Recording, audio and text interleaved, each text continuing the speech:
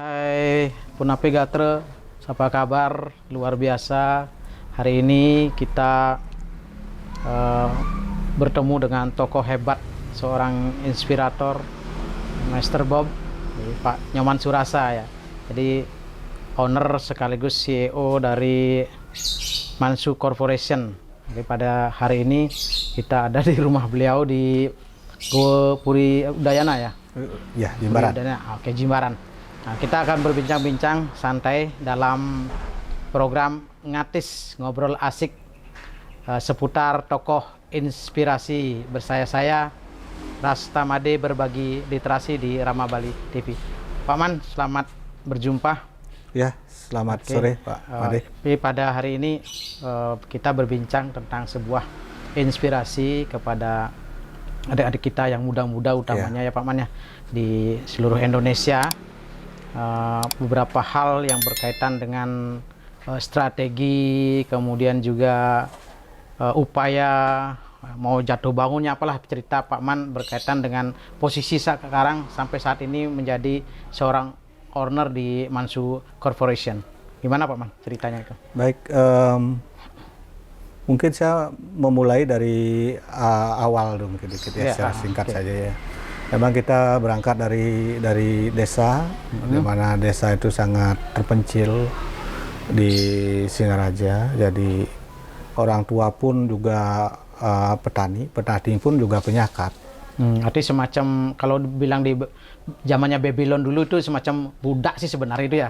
Iya, kasarnya seperti itu, gitu ya. itu. Tapi kita kan tidak mau menyebut itu karena mungkin. Tapi dalam tanda kutip bisa peninggalan Belanda semacam Romusa juga itu. Pengayah sih. Oh, pengayah ya. Gitu. Jadi yang punya tanah namanya Mekele.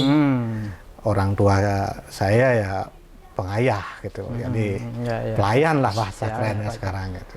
Jadi beliau memang tidak mengerti apa itu bisnis, apa itu pendidikan seperti itu. Jadi berangkat dari sana. Saya pendidikan formal hanya tamat SMK di Singaraja. Kebetulan berarti ini SMK vokasional yang mengajarin jiwa entrepreneurnya. Jadi kebentuknya di situ apa alami nih ceritanya nih? Memang kita berjalan terus seperti itu. SMK. Jadi saya tamat SMK, saya tidak bisa melanjutkan sekolah karena memang biaya tidak ada.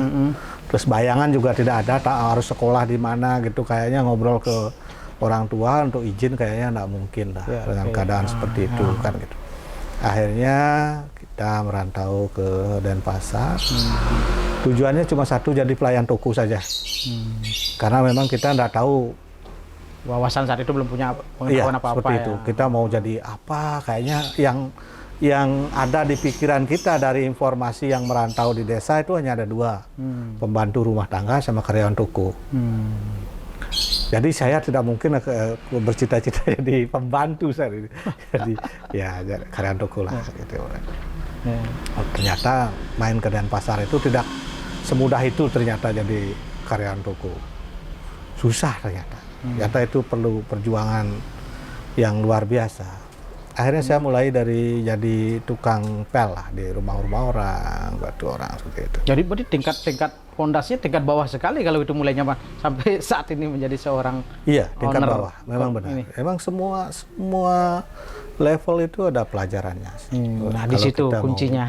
Tiap level itu ada pelajarannya. Dari ibaratnya undangan itu ya. Jadi ada by step, di situ ada edukasinya itu ya. Seperti itu. Jadi kita memang kalau bisa sempurna, jadi bagaimana kita bisa menghargai setiap level jadi, karena itu suatu proses pendewasaan dan pembelajaran juga, seperti itu. Nah singkat cerita saya berbekal kemampuan saya waktu itu berbahasa Inggris hanya itu, dan tamat STM, SMK, jadi saya ini ngapain, karena Bali ini pariwisata, teknologi saat itu juga belum berkembang. Masih jauh. Jadi kalau saya ke bengkel, saya pasti tukang cuci motor. Kalau saya ke pariwisata, ngapain seperti itu. Nah singkat cerita saya diterima tukang cuci mobil di sebuah rencar. Berarti belum ke pariwisata nih? Belum ke pariwisata, di sebuah rencar singkat cerita lah. Nanti di sanalah saya nyuci mobil. Ya terpakai juga lah ijazah saya SMK, bisa mengerti isi air radiator. Ya kadang ya rusak dikit atau memang ada kelainan dikit ya kita bisa ada ide lah sedikit seperti itu. Cuci mobil ya. Ya saya menikmati pekerjaan itu. Ya dari pengalaman itu akhirnya saya bisa bawa mobil. Jadi belum bisa nyupir lah, kalau nyupir kan sudah keliling. Saya bisa bawa mobil, jadi maju, mundur, samping sudah seperti itu. Dikenalin dengan mimpi masa depan itu ya. Ya, untuk nyuci. Jadi saya pindahin mobil itu nyuci. Jadi ke jalan belum. Jadi udah bisa bawa mobil, cuma nyupirnya belum bisa. Akhirnya ya saya dikasih kesempatan untuk belajar nyetir saat itu. Belajar nyetir dan mulai diperbolehkan jemput tamu atau turis lah.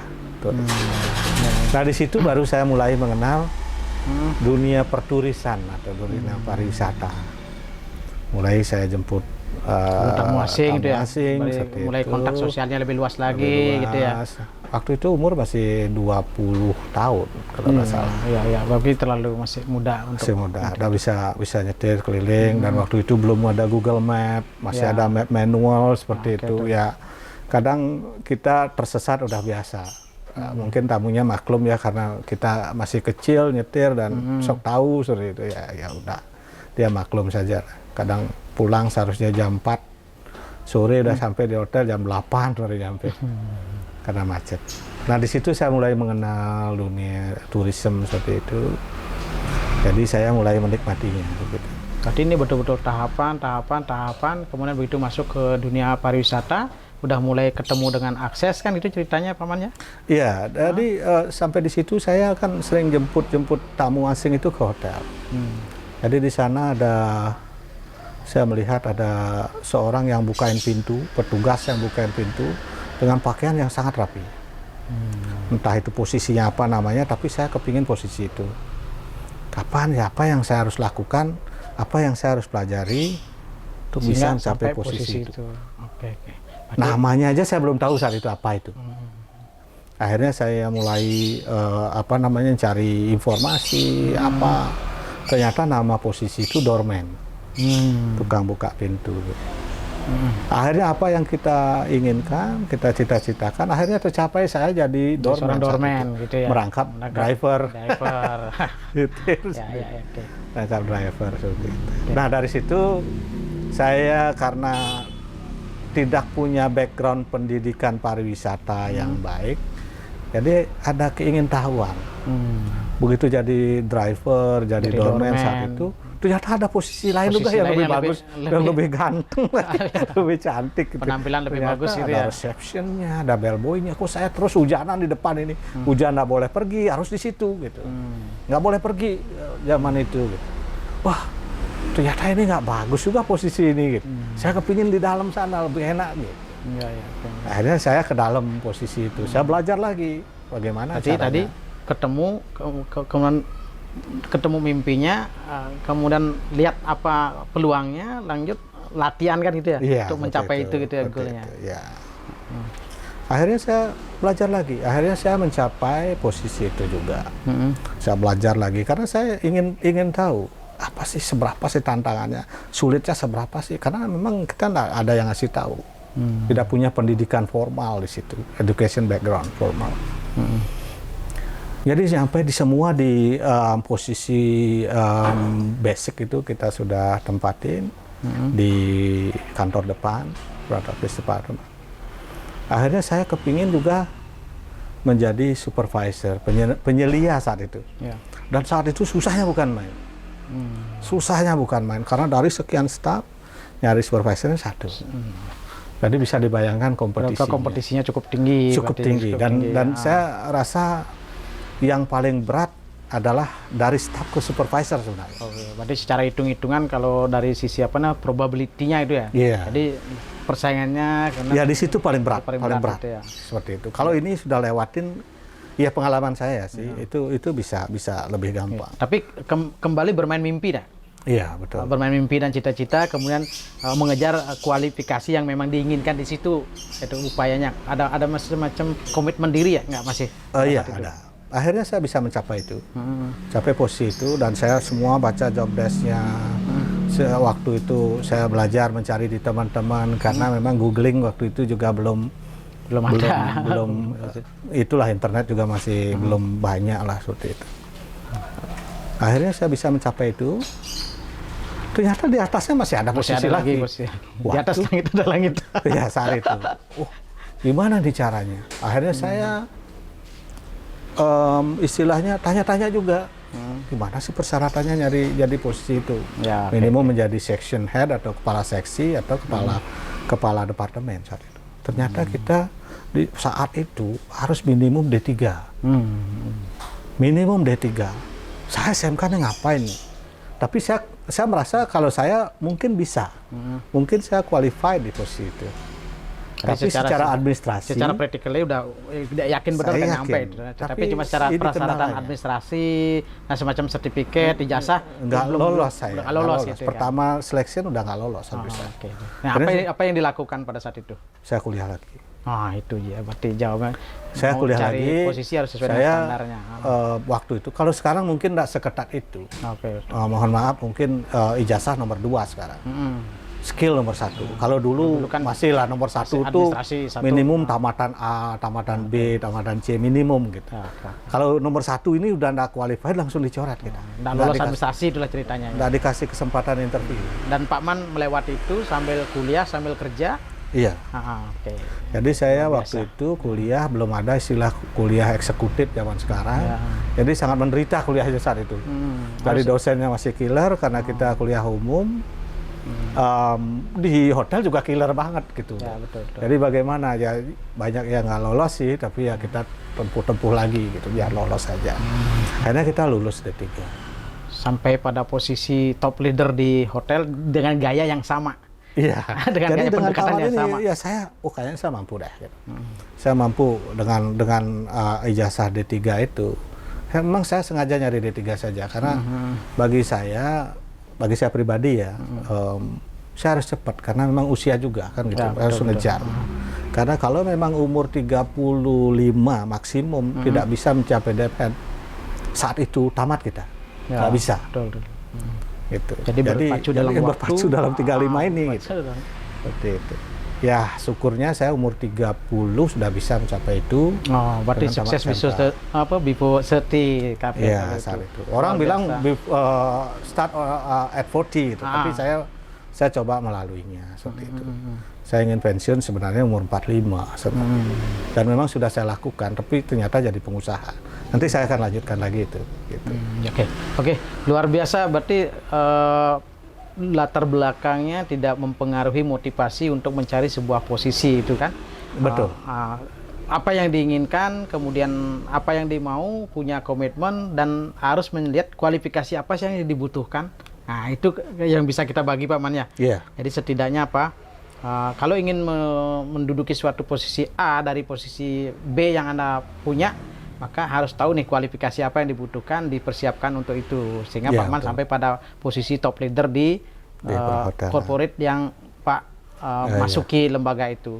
Nah, kemudian setelah sampai pada posisi puncak, kok tiba-tiba bikin corporation sendiri keluar, gimana ceritanya? Baik, saya waktu itu sudah menjadi posisi puncak ya. Mungkin tidak ada lagi posisi di atas itu. Kalau kita pindah posisinya sama, mungkin gajinya yang naik mungkin dengan saat itu. Tapi tetap kuadrannya sama. Seperti itu. Posisi puncak tapi kuadrannya kuadran kiri kan gitu. Saya sering ketemu sama pemimpin-pemimpin perusahaan, ya CEO perusahaan saat saya itu. Ternyata mereka bawa bendera sendiri. Saya bawa bendera orang lain.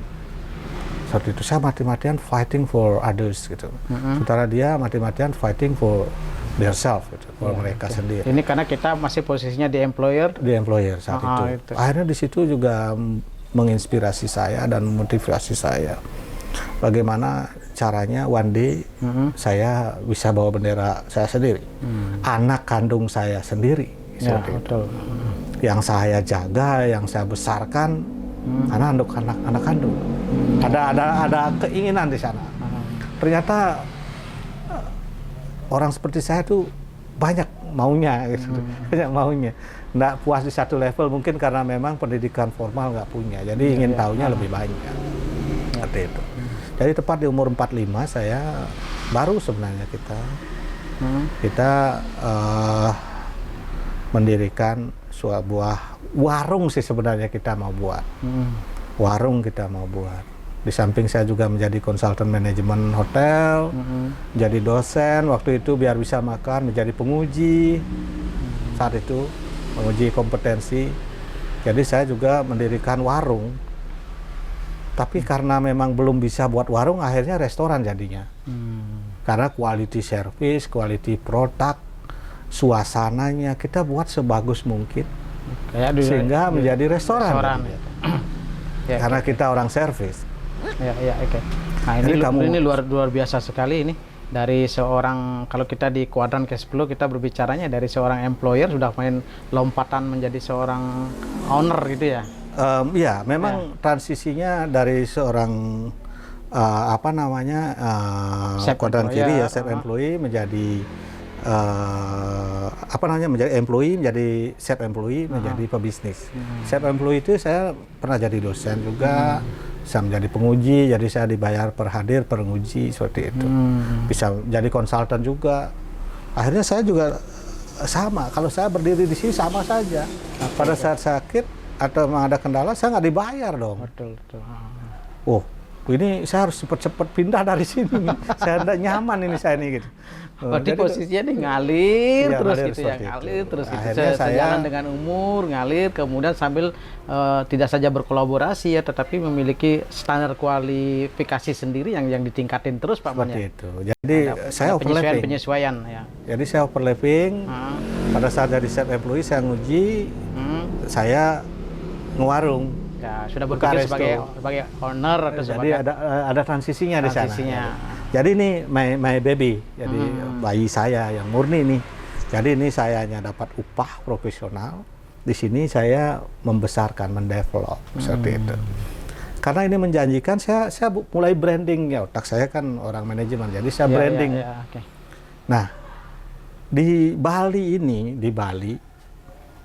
kebanyakan ya saya bilang pemegang pebisnis restoran, spa itu kebanyakan milik orang bule, yang dia pakai nomini, entah itu istrinya lokal, entah siapa seperti itu.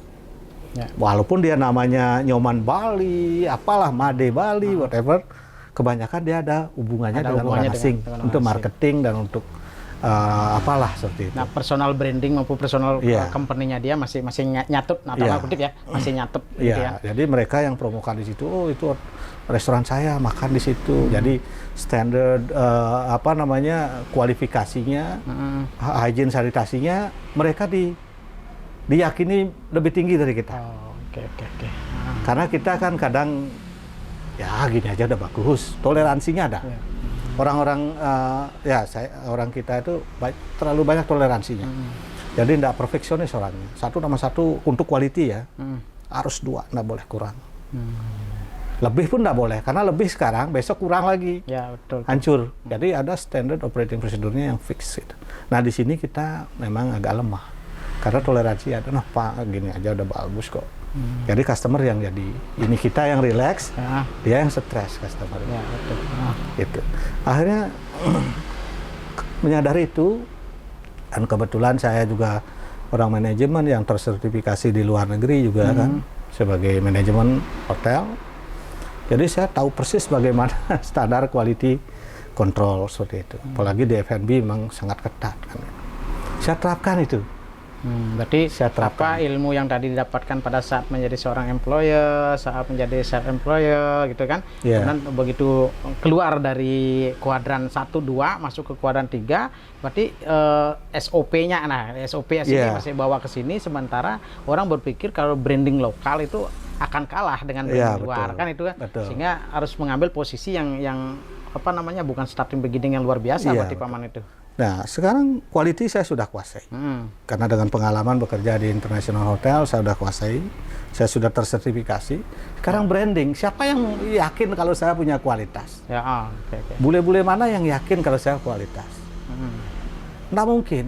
Terus kapan, kayak yang tadi bilang, administrasi selection udah fail. Udah nggak dikasih interview lagi. Udah tamat SMK gitu, udahnya udah kamu cuma tamat SMK, nggak boleh interview lagi. Kalau di sini begitu, oh kamu lokal gitu. Kamu bikin international restoran kayaknya kamu belum mampu deh, kan gitu. Walaupun kita sudah mampu, sudah qualified. Bagaimana caranya? Saya mulai branding restoran saya branding. Jadi namanya Mr. Bob. Ya, ini berarti ini cikal bakalnya Mr. Bob karena mau ngambil branding international branding kan gitu ya. Jadi setidaknya personal branding kita pakai. Jadi itu lucu. Luar biasa. Itu lucu. Jadi ini bukan Bob, lucu lagi, ini sudah penyesuaian gitu loh, penyesuaian customer gitu. Jadi orang menilai itu Mr. Bob, oh Aussie. Jadi orang Australia punya. Ya, saya kacung toh, fine with that gitu loh. Untuk sementara saya kacung. Mr. Bob itu saya nomininya. Jadi semua teman-teman juga mengatakan kalau Mr. Bob itu di Australia. Kalau saya kerja sama Mr. Bob. Seperti itu. Dan saya enggak pernah masalah. Karena memang strateginya memang harus begitu. Kalau tidak begitu, saya tidak bisa nge-track mereka untuk hadir ke restoran Mr. Bob. Kalau saya pakai nama Nyoman gitu modalnya, ya belum apa-apa juga sudah gitu. nggak mau datang. Ya, kan, dengan hormat ya, bukan maksud ini sih. Jadi mereka underestimating duluan pada saat itu. Saya pakai Mr. Bob, jadi orang curious, Mr. Bob, dari mana Mr. Bob ya? Seperti itu. Dites makanannya, kualitasnya bagus. Ini pantesan ya orang asing saya punya. Ya, dimaklumi lah. Dimaklumi saat itu. Dan dalam 3 bulan restoran kita menjadi restoran terbaik di Nusa Dua. Wah. Dalam 3 bulan kita berdiri, restoran kita terbaik. Oke. Luar biasa tuh idenya Pak Man. Dari seorang Nyoman Surasa, kemudian dalam konseptual branding itu masuk ke luar negeri menjadi seorang Mr. Bob yang luar biasa. Nah itu bisa nggak kita sekarang bagi triknya ini kepada adik-adik kita? Ada yang tadi resume yang tadi tuh supaya menjadi seorang Mr. Bob sukses yang sekarang memiliki corporation Raja Bali, kemudian ada Mansu Kitchen, ada lagi apa Maman yang Raja Bumbu.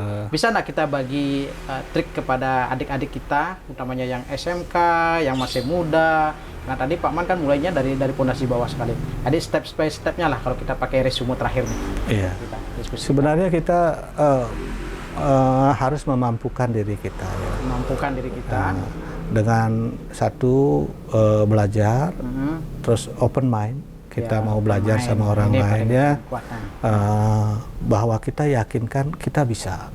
Tidak ada orang bodoh di dunia ini, yang ada adalah orang malas. Jadi mindset kita yakin kita bisa. Kemudian yang kedua, langkah berikutnya kita belajar, kejar itu. Kalau enggak gitu ya enggak ada action. Itu kejar apa yang yakini kita bisa. Saya itu kan. Waktu ya memang kadang harus ada orang lokal Bali, Indonesia yang sedikit sombong lah kan gitu. Karena perbedaan upah di Bali itu antara orang asing dan orang lokal itu kan beda banget walaupun posisinya sama. Waktu itu, tapi sekarang enggak. Tapi saya bisa nyamakan itu. Jadi waktu saya bekerja juga gaji saya udah besar. Sama bule gitu. Dan saya pernah mengganti orang asing. Orang asing juga pernah mengganti posisi saya dan sering itu terjadi. Dan saya juga punya staf asing juga pernah gitu loh. Di waktu bekerja di Bali ini gitu.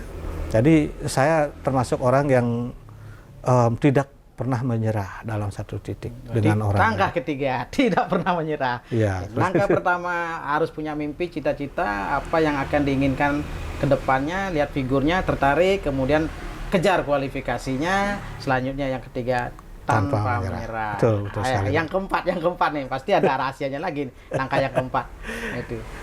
Keempat itu sebenarnya kan kita tanpa menyerah ini terus mengulang ya.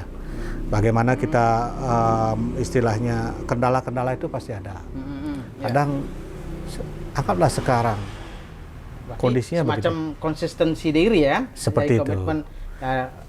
Pokoknya kalau sudah ada di posisi itu, kita inginkan posisi itu, tadi sudah kita upayakan kualifikasinya yang kita dapat, kita tidak usah menyerah, berupaya terus dengan komitmen diri bahwa kita yakin akan sampai. Betul sekali. Ya, itu mungkin yang luar biasa dibagi sama Mr. Bob hari ini buat adik-adik kita, luar biasa. 4 tahapan itu untuk menjadikan personal brandingnya seorang Mansur Rasa itu menjadi Mr. Bob yang luar biasa, yang dapat kita pelajari, yang dapat kita sharingkan. Oke, sampai jumpa Pak Man. Kita pada explore berikutnya di Rastamade Berbagi Literasi. Oke, semangat luar biasa, bahwa pasti Anda sukses kalau ngikutin apa tip yang disampaikan oleh Mr. Bob.